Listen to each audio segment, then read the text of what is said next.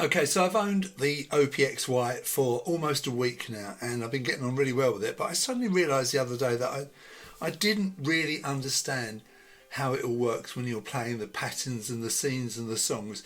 So I sat down all day yesterday and made sure that I understood all this, and I learnt lots of things, so I thought I'd share them with you. If you open a project you've worked on previously and press play, the OPXY will play the song which was in focus when the project was saved. So this song that I showed you before, very, very simple thing I put together called Monasteria, I've just literally opened this. So I'm going to press play and it's just going to go through its scenes. I'll just let it run for a moment. Now if I press the arrange button, it's got to scene 2.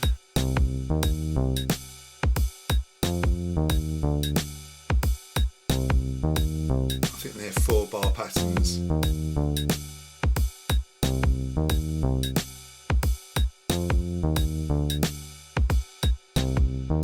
So there we are. That's fairly obvious, I think. And obviously it plays the song that was in focus when you saved it. So if I press shift and arrange, you see I'm in song 1, and you can have up to 14 songs I think these days. But I had song 1 in focus, so that's what it plays. So if I went to song 14 or song 12 or whatever song and saved the song, saved this project, if I boot this up again, it would come back with song 12 in focus. So I'm just going to load this in again. So I'll go to shift and the pen nib there, load this in. There it is, press play, and yeah, it's going to play the song through all the scenes. While it's playing, you can of course call up different instrument tracks and play live along with the projects. So I could run this, go to the synths. Now at the moment it's on 8, which is the organ. 1 is the drums. 2 is drums that I didn't use. 3 is that bass.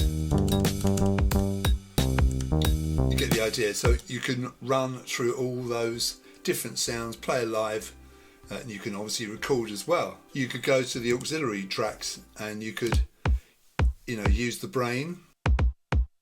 I won't use the brain at the moment because I'm only playing a bass drum. But that's the brain there showing that it's in C minor, this track, according to the OPXY.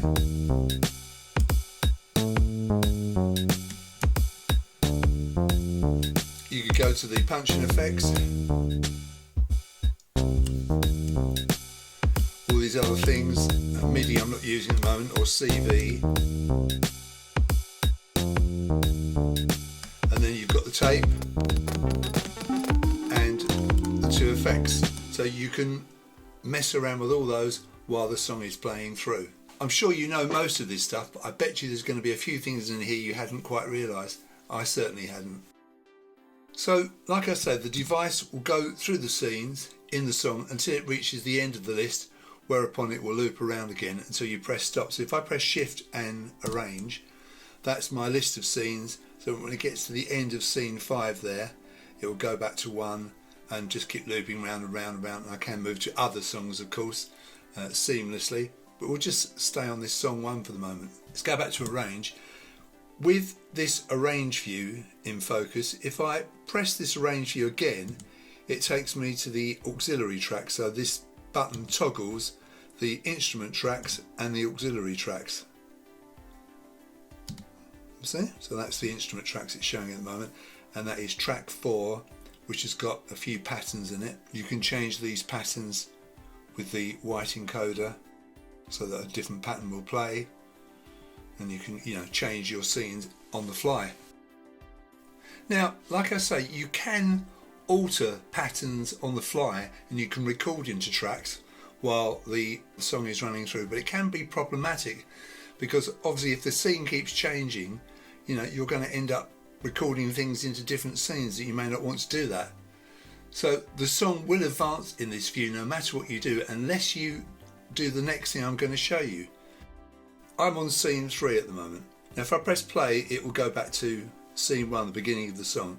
But if I press shift and 3, Now, what's going to happen, it's going to stay on scene 3, it's going to loop round without going on to scene 4.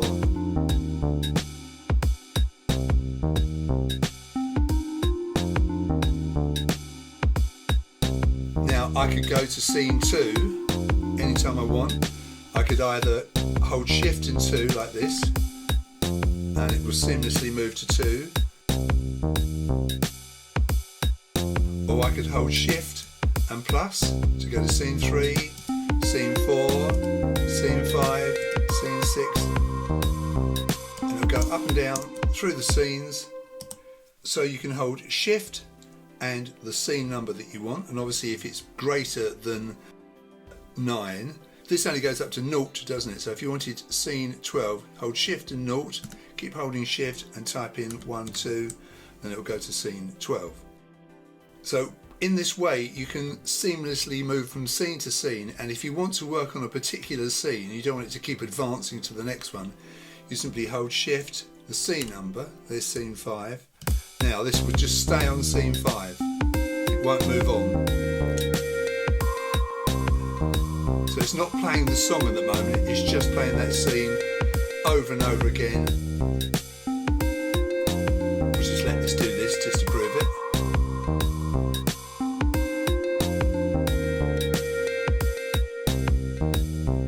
If you want to come out of this cycle, you have to hold shift and arrange.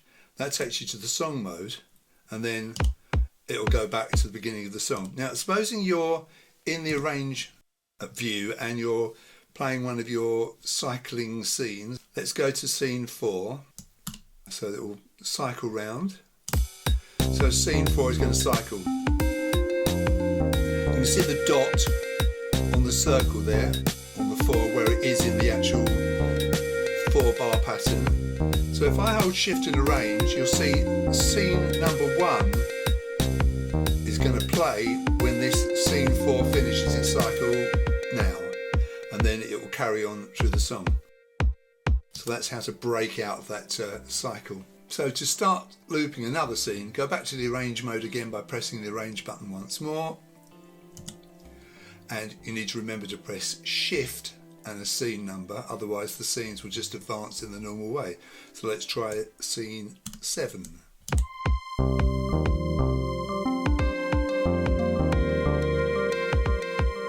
And scene 7 will loop now. And you can change things, of course.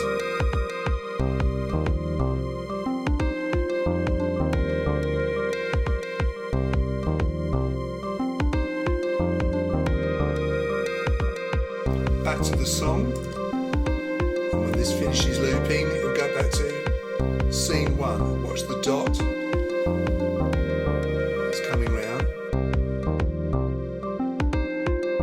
It's a very, very long scene, this one. So here we go back to scene 1 now. I love the way those delays tailed off there, it didn't abruptly cut off, which is obviously what you want, isn't it?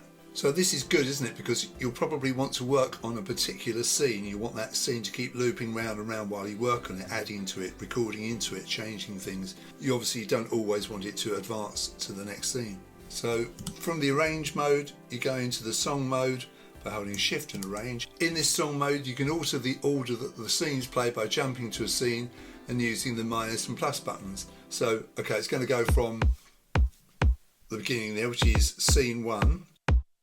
But if I want to play scene 5, I just move over. Scene 5 will start flashing and then play as soon as scene 1 finishes its rotation. I could go to scene 2. And now this will jump to it as soon as 5 finishes, you see? So that's a way of moving around.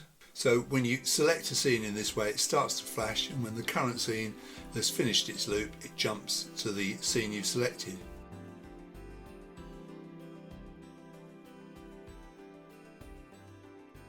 If you jump to a new scene and press start without waiting, you'll get this kind of jerky thing happening. Let's just get it going. So if I go to scene 4 and press play, see, it jumps to it straight away. So You may want that, but not certainly if you want a nice smooth playing experience. Of course you can have more than one song.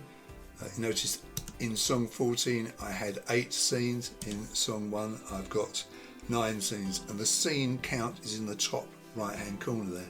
So let's play the last scene. I can move here with the arrow. Let's play the last scene of song 1. And I'm going to press song 14. And it's gone straight to it seamlessly. So obviously you can use 14 songs. You can have 32 scenes in each song. I think there's probably more than enough there to do what you want to in a single project. So I know it seems fairly logical, but I must admit, like I said, I'd had it a few days. I was pressing start and not really knowing what I was about to hear. Was I going to hear just a single pattern, or was I going to hear a single scene? But the truth is, if you load a song in, what you hear straight away if you press start is your song playing all the way through. That's the initial thing you hear, and of course you can change that over time. So I hope you found that interesting. Thank you very much for watching, and you'll see me in my next video.